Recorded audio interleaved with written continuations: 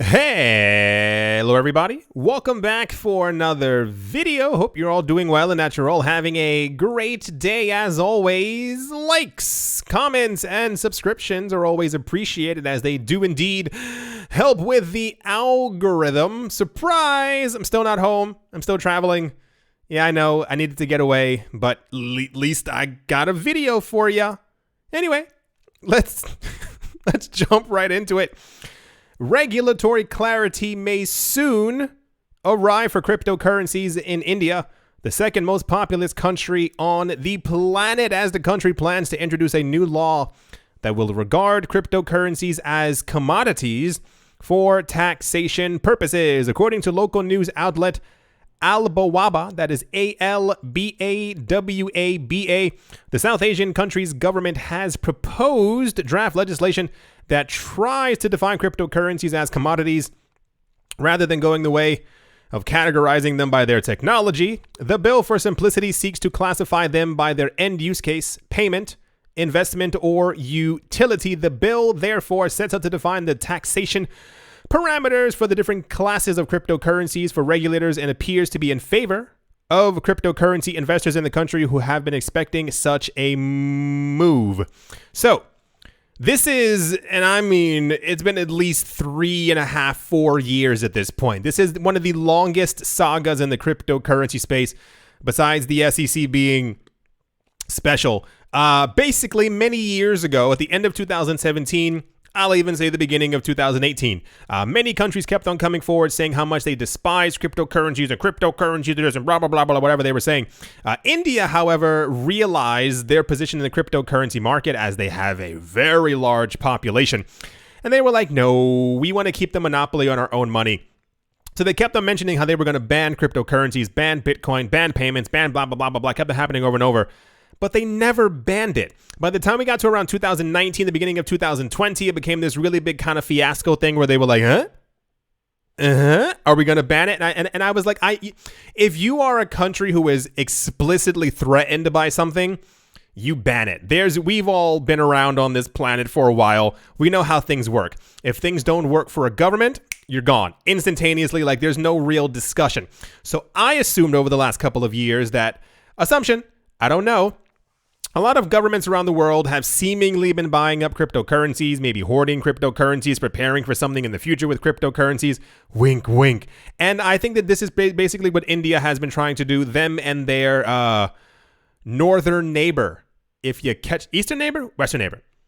The other country that starts with a C that's next to them, you know what I'm talking about, who basically has been doing the exact same thing, talking about banning it, but also allowing people to legally mine in their country, and talking about banning it, but, you know, giving out. So the point of the news is, at some point soon, I'm going to give it another 14 years.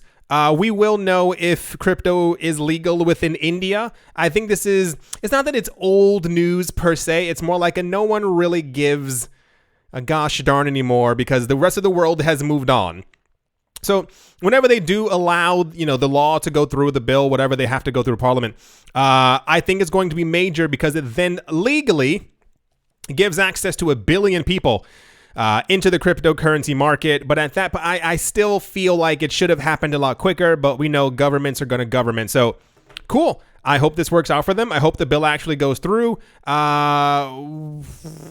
I guess I want to say by next June, which is really sad, because I would love if 1 billion extra people were able to get into the market at these prices, as opposed to any other future crazy price that we might have in the next 9 or so months. Anyway, that's the India news. Let's move on.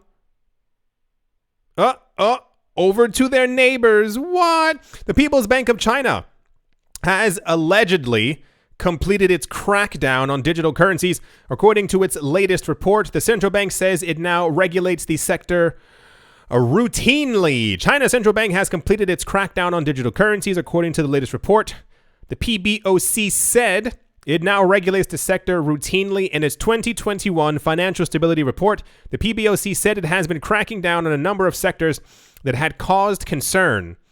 But it has now resolved most of the issues it was going after.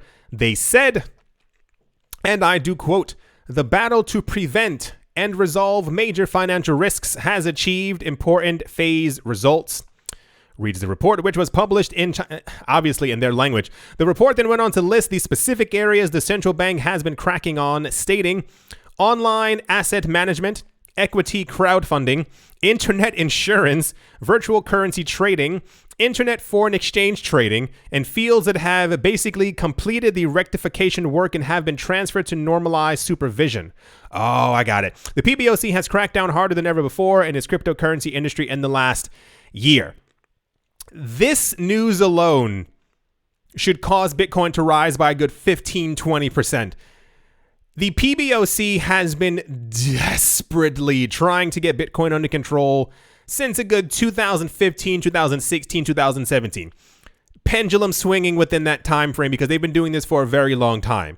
The fact that they have now said that they're done with their crackdown means that we should never logically hear their name ever again within the cryptocurrency space. What they mean by normalized supervision is that they now have a view over everything that they wanted a view over. And this is why we had news yesterday, the day before, that Bitmain, the largest mining company to my knowledge in the cryptocurrency space, has moved 56,000 machines to Georgia in the South in the United States. So yes, this is actually very good news. We've been waiting for these moments. I don't think it'll be met with much fanfare. I don't think people will go, oh my gosh, I can't wait about this news. But this is very important because they have been a constant sector of the industry that whenever we got news from them, especially if it was anything slightly negative, Bitcoin would drop and the rest of the cryptocurrency market would drop. If they have everything under control on their end, and they got rid of a whole bunch of people who were mining Bitcoin, these people have now moved to other places around the planet that now accept mining, things should be good. Anyway, yeah, very good news. Like I said, I don't think people will be, celebrating over this, but we actually should because, we don't have to talk about them anymore. Let's move on. Next up, Cardano founder Charles Hoskinson says that more nations are likely to adopt crypto after El Salvador because the first country to recognize, as they became the Bitcoin as legal tender. The chief executive of IOHK, the firm behind Cardano, says crypto has clearly won the market over. He said over 100 million people, the majority of people under the age of 25, have a positive view of cryptocurrencies and a lot of them own them some. That's the future. Their children will grow up with those values and benefits about the nature of money. So in a certain respect, we as an industry won. Charles Hoskinson usually says some pretty far out stuff, but this makes total sense. I do not disagree with him. It is clear there are at least 20 countries on the planet who are buying Bitcoin, investing in Bitcoin, mining Bitcoin, have allowed Bitcoin mining, have legalized it, have let people do it. You kind of get the whole drift. I think the thing that really always sticks out for me is who are they? Like, I want to know exactly which countries, because we have a good idea. It's the countries who are under sanctions. It's El Salvador, a couple of other South American countries. But it's like, who else is doing it? Because stop it. We know we can mentally ascertain that there's at least five other countries who are like, you know what? We have an extra 50 million. Let's throw it into the market and see what happens over the long term, just in case this becomes something, so that we can become richer. But just a matter of who those countries are. So yeah, I think we are at the very beginning of like hyper adoption. A lot of people still don't understand, and it's understandable that people would really not get it exactly how far this is going to go, or what it means to usurp the US dollar and all these other things. But you will. I give it about a good 4 or 5 years. We're going to have a lot of people who didn't understand where the space was going, sold off a lot of their coins, and kind of threw their hands up into the air. But yeah, this is the beginning of the hyper Bitcoinization, as they call it. And yeah, let's move on. Also, not sure why this even made it into the news. I think this has happened. I'm not in the future yet, so I can't really pay attention to it. It says Binance throws its weight behind Cardano's Alonzo hard fork.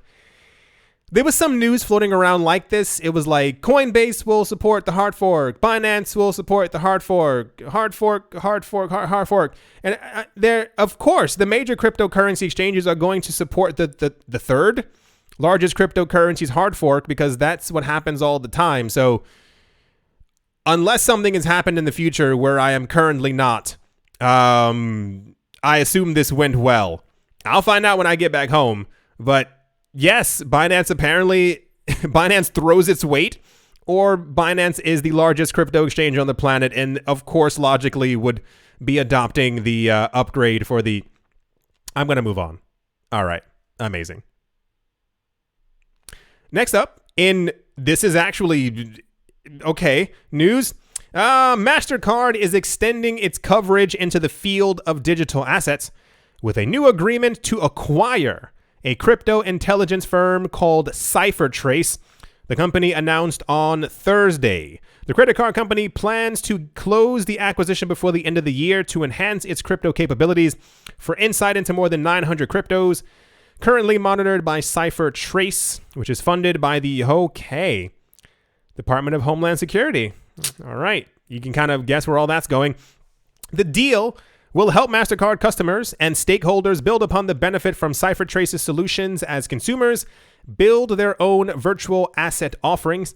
CipherTrace was, I don't even have to read all that. So CipherTrace, not Blockstream, almost said Starstream. CipherTrace, Glassnode, and there's one other really popular one. These are basically companies that appeared out of seemingly nowhere, but it's coordinated to basically track cryptocurrency transactions. Their entire point is to see where money is going or to try and figure out who owns what address to be able to relay it back to the proper authorities. And now Mastercard has acquired them. We don't get much Mastercard news. We did in 2019 and also early 2020 before, what happened. But Mastercard and Visa are very deep into the cryptocurrency space. Visa even more so. Visa's buying NFTs and they're throwing all their money into all these projects and stuff like that. Mastercard has been relatively hush-hush. The acquisition of CipherTrace basically means that they are going to be adding cryptocurrency payments at some point to their network, the same exact thing that Visa plans on doing. This isn't me speculating. They both have said before that they plan on integrating Bitcoin. You can find news articles from a year or so ago where the head of Visa and Mastercard, separate companies, and the New York Stock Exchange and the NASDAQ have also said variations of Bitcoin is the future, crypto is the future, and we need to start integrating it in some sort of way. So very smart on their part. Not the acquisition of CipherTrace. It's more of a Visa and MasterCard and PayPal really realizing that they're not needed so much anymore, as we do have blockchain, and blockchain kind of regulates itself. But we know regulators like to know where everything is happening and where everything is going. So this is why they have acquired them. And I'm also sure there's a whole bunch of money to be made in that as well. They would not have acquired CipherTrace if there wasn't. So yeah, very major news. This will not immediately affect anyone, but just know for the future, every transaction you have with MasterCard with crypto is going to be CipherTraced. Let's move on. Why did I look down? I looked down at the microphone for some reason as if it was going to tell me something. All right, let's move on. And to finish things off in please don't lie to us news, one of South Africa's biggest cryptocurrency exchanges called Nano has confirmed that it has started restricting withdrawals by clients. The exchange insists the limits are meant to, and I quote, act as a deterrent for illicit actors moving large amounts of funds within the crypto ecosystem. However, despite this acknowledgement, Nano has so far refused to explain how the exchange sets the so-called dynamic risk-based limits. According to a report, the limits, which are separate from the send limits that appear on their website, were discovered by one of the exchange's clients.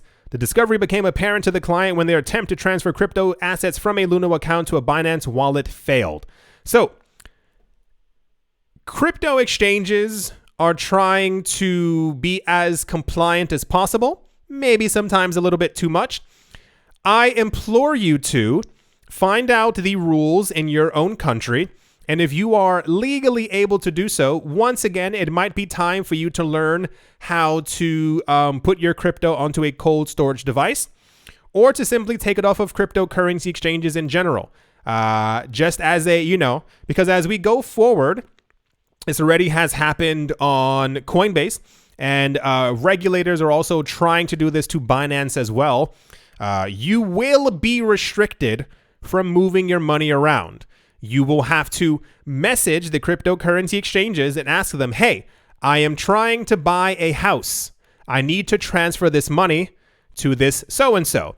The issue is that's your money. It's not their money. They confuse the idea of them custodying or holding it on their website as them being able to tell you what you can and cannot do with your own money. So, if you are legally in your country able to take your money off of a cryptocurrency exchange, custody it yourself, or even find a way to put it some other place where you feel that it is explicitly safe and you have immediate access to it, you might want to look into that, because this is going to get bigger and bigger as time goes on. Have you ever been in a situation before, we spoke about this already, where you're trying to transfer money through your normal bank account and you can't, when it's too big, and then the bank blocks your account, or they call you and say, hey, we noticed you were trying to send money that's yours, but you can't do that. So where are you sending the money? It's happened multiple times to me. It's quite annoying. And once again, if you are able to, not have to deal with that, I would look into that, because nearly all major cryptocurrency exchanges have banking charters. So can kind of guess where all that's going. That's why I said, please don't lie to us. And the entire idea of the illicit actors or for illegal things is nonsense. People are buying couches. People are buying cars. Like we've even had before with CipherTrace and Glassnode, and there's another, whatever the third company is. They came forward 2 years ago because authorities kept on saying that the majority of activity on cryptocurrency, whatever in general, was illegal, and people were buying things they shouldn't be buying and doing things they shouldn't be doing. And these companies came forward and they were like, yeah, it's 0.05% of transactions are maybe going to things that are bad. Everyone else is just buying normal things or buying flights and stuff like that, or whatever people are buying with their crypto. So yeah, as long as you are legally able to do it in your country, why not go for it? Alrighty. I do hope that you all enjoyed. I should be back soon. I think I'll be back soon. I hope I'm back soon.